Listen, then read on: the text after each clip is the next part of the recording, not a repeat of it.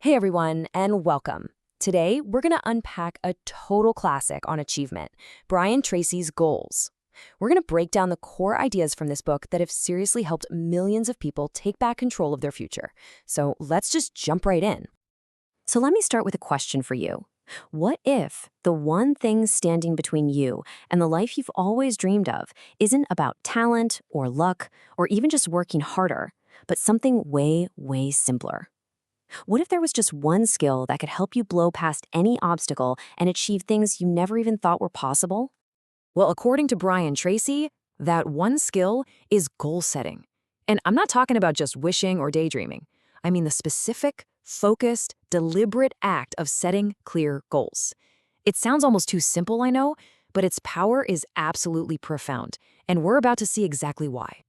All right, let's get into it with our first major theme, the power of clarity. For Tracy, this is the absolute non-negotiable starting point for any kind of success. Without it, you're pretty much just drifting. And I love this quote because it gets right to the heart of the matter. It really doesn't matter where you're starting from today. Your background, your past failures, none of that gets to define your future. The only thing that truly matters is having a crystal clear vision of where you want to go, starting right now. So, if getting clear is step one, what's next? Well, this is where we connect what's going on in your head with the actual results you see in your life. The idea is simple but huge. What you think about, you bring about. And this right here shows a fundamental difference in mindset. Successful people are constantly, almost obsessively focused on their goals, what they want, and how they're going to get it. That focus just naturally pulls opportunities towards them. On the flip side, unsuccessful people get stuck thinking about their problems, what went wrong, and who's to blame. And guess what? That just attracts more negativity. It's a powerful cycle, and your focus is what decides which one you're in. So here's the bottom line. Think of your mind like a garden. If you're constantly planting thoughts of your goals, of growth, of positivity, that's what you're going to harvest.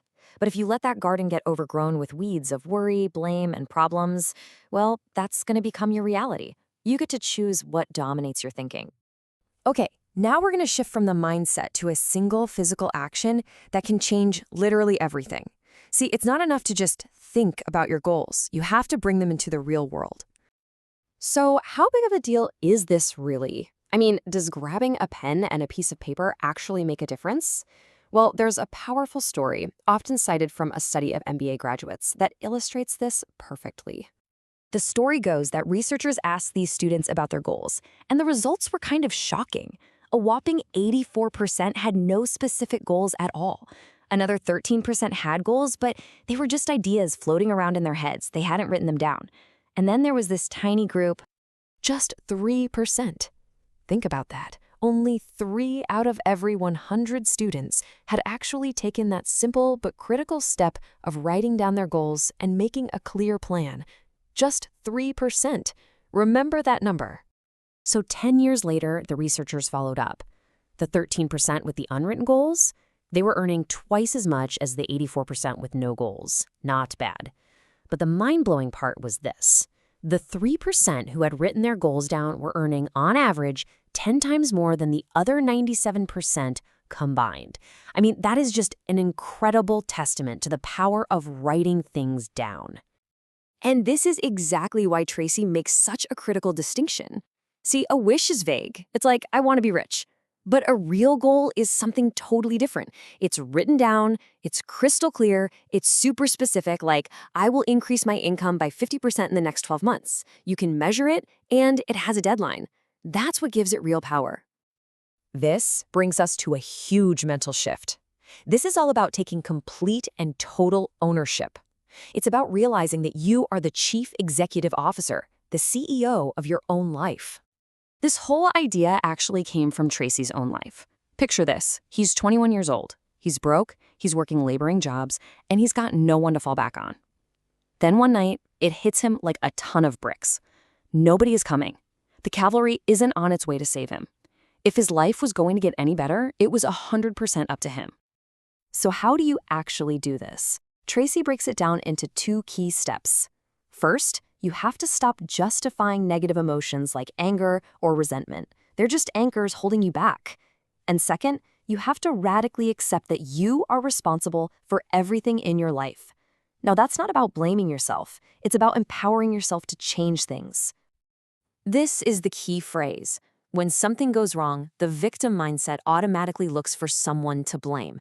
But the CEO mindset immediately says, I am responsible. That simple shift moves you from being a passive victim of your circumstances to being an active creator of your life, always focused on solutions instead of excuses. Okay, let's pull all of this together into a final blueprint. These are the key takeaways you can start putting into action in your own life, like today. Here it is. Number 1, get crystal clear on what you want. Clarity is power. 2, remember that whatever you focus on expands. Your thoughts create your reality. 3, physically write down your goals. Make them specific, make them measurable. 4, adopt that CEO mindset and take full 100% responsibility. And finally, number 5, act with urgency. Don't wait around for the perfect moment, just go. So, we'll end with the same idea we started with, but now it's a direct challenge to you. We've established your past as irrelevant. It's over. The only thing that matters is the future that you choose to create from this moment forward. So the real question is, where are you going now?